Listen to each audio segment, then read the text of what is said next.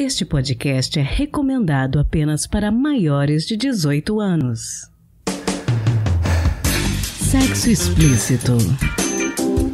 O podcast para você gozar a vida.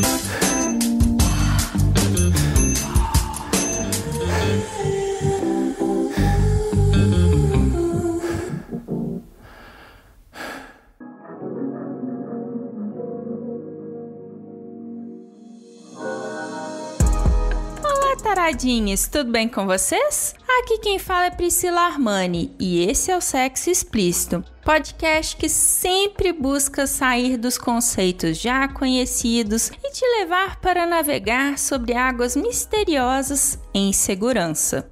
No episódio de hoje vamos falar sobre bukkake, uma prática bastante difundida na pornografia contemporânea, mas que já existe há mais tempo. Esse fetiche, cujo nome pode ser traduzido como espirrar água, costuma fazer parte das práticas de sexo grupal e foi muito acolhido dentro e fora do BDSM. Conversamos com a escritora e terapeuta sexual Flaviane Brandenberg sobre essa prática e as questões de segurança envolvidas. E antes de prosseguirmos, uma observação precisa ser feita. Nossa entrevistada diz em determinado momento que a prática do bukkake era usada como uma espécie de tortura de mulheres no passado. Mas essa informação não é confirmada por outras fontes, com o Wikipédia, por exemplo, contestando essa versão. Mas nós deixamos a fala da Flaviane na íntegra porque não sabemos se ela confirmou essa informação em algum lugar. De qualquer forma, fica aqui essa observação extra. E aquele aviso de sempre, se possível, não ouça este episódio pelo aplicativo musical Verdinho. E se você for nosso ouvinte pelo YouTube, agradeço imensamente se puder se inscrever no nosso canal, Sexo Explícito Podcast, e deixar o seu like, beleza? Então, bora pro episódio!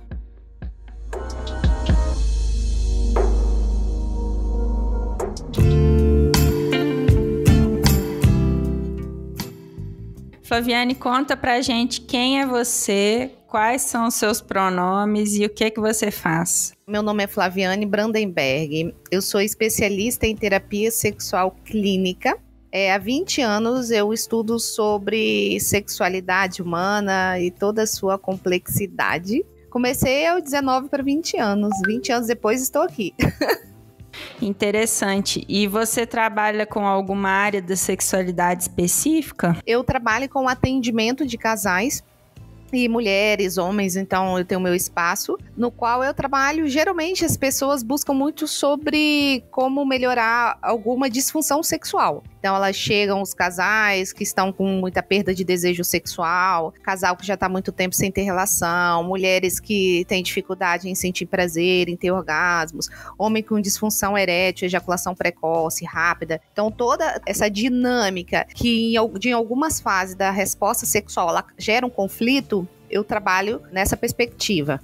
Hoje eu tô aqui para conversar com você sobre um tema que é um fetiche de algumas pessoas, mas que muita gente às vezes ou não conhece ou não sabe muita coisa a respeito. Você poderia explicar pra gente, às vezes alguns ouvintes não sabem exatamente o que é. O que seria bukkake? Essa técnica, ela consiste no qual, geralmente ela funciona dentro de uma dinâmica de um sexo grupal, no qual essa mulher, ela vai receber, pode ser homens também, mas no geral são mulheres que recebem, às vezes, vários homens ejaculando no seu rosto. Então essa é uma prática que funciona também, é muito visto em vídeos, em filmes pornôs, mas existe muito grupos, né, que de alguns grupos organizados, no qual tem os seus encontros, e essa prática, ela é muito comum de acontecer. Bom, eu achei você no Instagram, na internet, por causa de um texto que você tinha escrito sobre esse assunto. Qual foi a primeira vez que você ouviu falar nesse termo? Mais ou menos em 2013, 2012, 2013, porque eu estava trabalhando com grupo, eu também trabalho com grupo de adolescentes, e tinha uma adolescente que levou que ela tinha passado por uma experiência do qual os meninos praticavam essa técnica com as meninas. Aí, a partir dali, aquilo me chamou a atenção, e eu fui buscar até a procedência disso, né? Mesmo porque, lógico, eu fui trabalhar sobre as questões, os riscos que envolvem, né, em torno disso. Mas essa técnica eu fui percebendo através, né, de pesquisa que ela é muito mais antiga, ela é muito comum, então tem relatos desde a época, assim, até medieval, muitas questões trabalhadas desde no Japão, então no qual você pegar a própria tradução dela é espirrar água, né, no qual muitos homens, às vezes até uma forma de punir mulheres, eles praticavam essa técnica, às vezes uma forma de punição, né, de colocar essa mulher de uma forma, como se fosse uma forma um pouco em um lugar de humilhação, no qual esses homens, né, jorravam ali no rosto delas. Então eu tive contato mais ou menos em torno de 2013, que foi com uma adolescente que contou que ela estava praticando. Aí aquilo ali me despertou até para escrever sobre o assunto. Interessante. E falando um pouquinho do contexto atual, o que você pensa a respeito dessa prática? Ela é muito comum, assim, porque a sexualidade, muitas pessoas, assim, é onde corre o prazer, onde as pessoas sentem, é dentro daquele movimento, às vezes, que transgride, sabe? É uma certa transgressão da regra, é aquilo que não é comum. Então, muitas pessoas sentem prazer quando você tá em uma dinâmica que foge um pouco o padrão. Né, que foge um pouco ali, né, aquela coisa mais comum, um relacionamento, né, no qual tem o sexo mais tradicional. É um risco, né, muito grande também, porque através ali, imagina, várias pessoas, às vezes é uma mulher, 4 ou 5 homens praticando uma técnica como essa. Então, você corre o risco, porque é lógico, quando tá ali em contato com a boca, porque aquilo escorre pelo rosto, aquilo às vezes joga na boca. Então, ali é uma via também, às vezes, de uma própria contaminação, né, de uma IST, que é uma infecção sexualmente transmissível. Agora, hoje em dia tá cada vez mais comum, ainda mais esses grupos que se organizam para ter esse tipo de sexo mais grupal, no qual envolve esse tipo de dinâmica.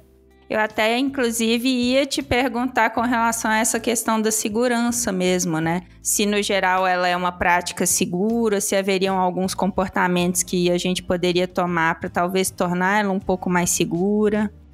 Assim, para se torná-la mais segura, é você saber com quem a procedência, né, de quem está envolvido ali e como está o estado de saúde daquela pessoa. Mesmo porque tem muitas infecções que elas ficam maculadas ali no organismo e nem sempre, às vezes, ela tem um sintoma ali exposto, né? Então, às vezes, a pessoa ela tem um aspecto super saudável e por dentro ela tá com uma infecção ali que é transmissível e, às vezes, depois de um tempo que ela vai se manifestar. Então, quem são essas pessoas no qual está sendo praticado, né, essa técnica?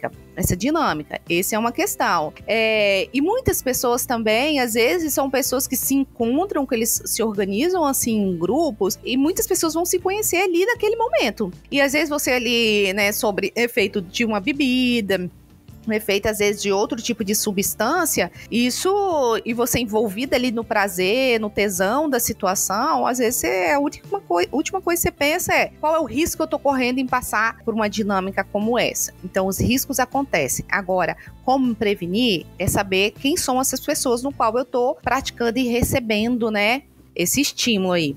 De repente, se for um grupo onde o pessoal consiga ter um certo controle sobre o seu estado sorológico, né? A gente sabe que no SUS eles disponibilizam, né, exames pra gente sempre estar atento a essa questão, talvez alguma coisa nesse sentido, né?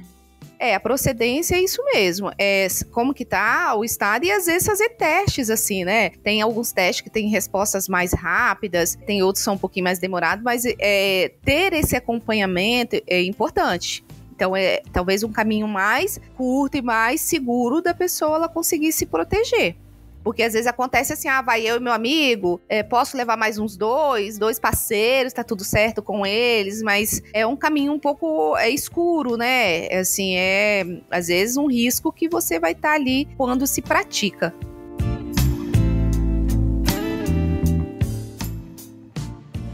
Você falou um pouquinho a respeito do histórico, né, dessa prática, de onde ela vem. Você acha que é uma prática que precisa ser desmistificada, que ela ainda é envolta em muito preconceito? Sim, muitas práticas têm, justamente assim, quando foge um pouco ao padrão, né, não vou falar nem anormal, né, mas eu falo assim, um padrão. Até se a gente falar da palavra sexualidade, às vezes as pessoas já julgam, né, mas você ser sexóloga, então já leva geralmente de uma forma tão pejorativa. Você imagina quando você adentra, né, quando você vai falar sobre algumas particularidades que acontecem dentro do universo sexual. Mas eu acho que quanto mais a gente sabe, quanto mais a gente fala, mais condição a gente tem para se proteger, ou para a gente entender e fundamentalizar aquela situação também, né? O que me leva para eu poder sentir prazer com uma dinâmica como essa? Porque às vezes pode ter outras raízes, outras questões, outros gatilhos em torno disso, às vezes dentro do meu próprio histórico de vida,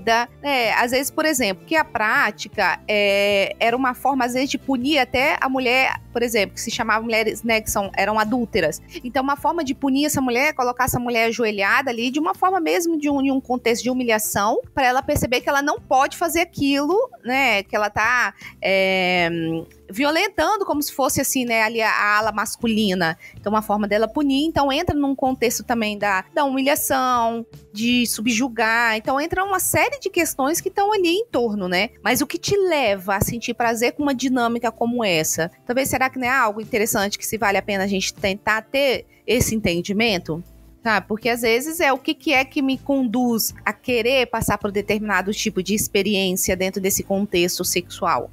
E a gente já pode talvez falar um pouquinho dessa questão da submissão, né, dentro do BDSM. Dá pra gente abrir muitas janelas sobre isso, né, dentro desse diálogo. Mas tem pessoas que desde pequeno, né, não teve lugares, assim, dentro do processo da educação, não teve um lugar de fala. Sempre foi uma pessoa que precisou se silenciar dentro das violências, dentro dessa falta de espaço que se tinha dentro das relações. Então, assim, ser submisso, ser calada, aprender a ser violentada, e muitas vezes dentro desse contexto, algumas formas ela foi sentindo prazer, ou ela foi se achando, né, dentro desse, alguma via dentro desse contexto, ela achou uma forma de se dar prazer. Isso pode continuar sendo reproduzido na fase adulta. E isso vem através do sexo, porque eu junto os dois, né? Eu junto um prazer com um próprio histórico de vida que eu tive. Então, dentro desse histórico, né, é uma forma de eu colocar em prática e dar continuidade ali, todo um repertório, né, de vida. Então, muitas questões, muitas pessoas que aparecem dentro do consultório, geralmente elas trazem alguma bagagem que fez parte daquela dinâmica dela atual, fez parte da história dela quando criança, quando adolescente, ou dentro de um próprio relacionamento.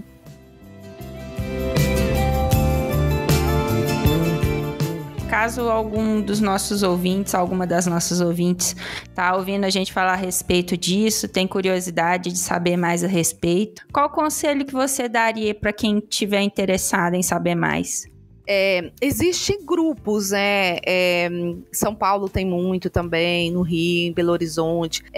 Geralmente, grupos que participam de BDSM, sempre tem grupos que se organizam. E dentro desses grupos, né, eles vão trazendo um pouco essas práticas que acontecem. E dentro daquilo ali, perceber assim, olha, é algo que eu gostaria de experimentar? É algo que talvez isso possa me dar prazer? Então, se adentrar um pouco dentro desse mundo, se render à curiosidade, tem muitas coisas que acontecem ali dentro, muito tipo de dinâmicas, né? Desde amarração, desde você estar extremamente mobilizado, desde você estar sendo envolvido de um tipo de dinâmica com mais pessoas, cada um pratica uma situação ali diferente. Então, tem muitas dinâmicas que acontecem. E é lógico, tudo, quando é dentro de um grupo, é com consentimento. Então, eu vou tendo todo um consentimento do que eu vou passar, para não ficar, assim, sabe, não ter dúvida e depois isso gerar uma situação negativa. Mas tem grupos que se organizam. Geralmente, toda cidade, assim, no geral, tem. Eu sei que aqui no Espírito Santo tem, São Paulo, creio que tem muitos. Então, é se informar dentro desses grupos, desses locais e pedir para participar. É bom ter informação e já chegar bem informado, né? Para não correr o risco de rolar alguma falha de comunicação ou até mesmo algum trauma, né? Sim, porque a partir daquilo ali, a gente tá falando da gente vai lidar com as nossas estruturas, né? Então, algumas pessoas podem ir só por curiosidade. Deixa eu ver a curiosidade, ver como é, e vai conseguir entrar e sair de boa. Foi uma experiência, mas aquilo não me causou absolutamente nada, né? Mas como tem pessoas que a partir daquilo ali, ela pode abrir várias janelas, assim, de questões que não foram bem trabalhadas ao longo da vida, ou que gerou muitos traumas, tiveram muita dificuldade, já gerou sofrimento lá atrás, e isso pode abrir, né, algumas janelas, e depois ter que parar mesmo no consultório para ter que lidar com essas questões que vão aparecer.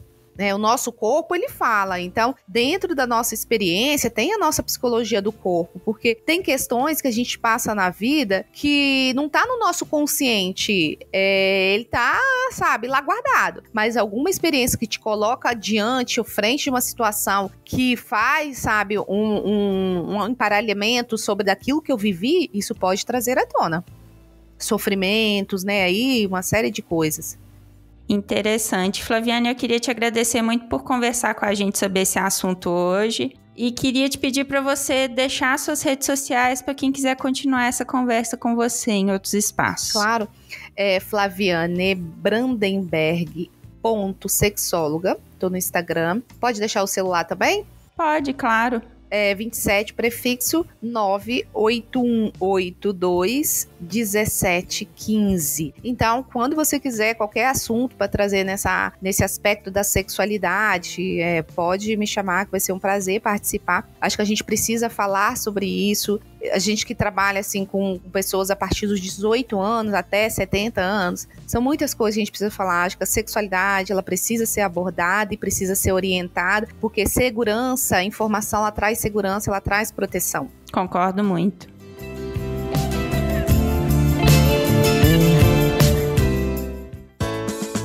Se toca.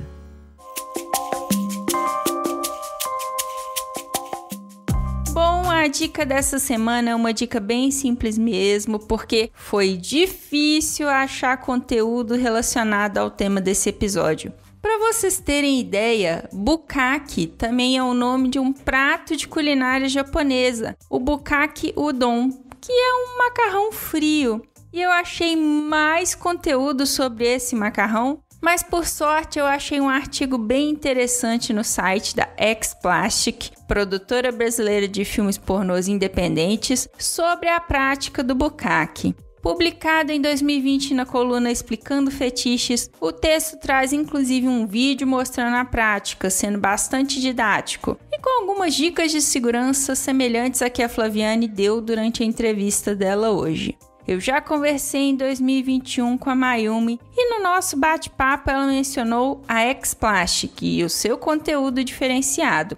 Por isso acredito que o texto seja uma boa fonte de informação. O título é Bukkake, tudo o que você sempre quis saber sobre esse fetiche. E eu vou colocar o link para esse texto no post do episódio lá no nosso site sexoexplicitopodcast.com.br. Não deixe de conferir.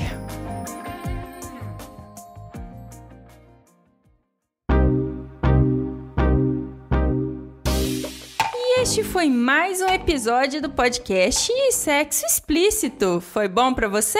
Lembrando que todas as informações sobre este e os demais episódios estão em sexoexplicitopodcast.com.br. Nosso site é o melhor lugar para você ouvir o nosso podcast. Pedimos a você que, se possível, não ouça o Sexo Explícito pelo aplicativo Verdinho. Este programa foi editado pela Voz Ativa Produções, produtora de audiovisual independente de protagonismo preto, feminino e LGBTQIA+.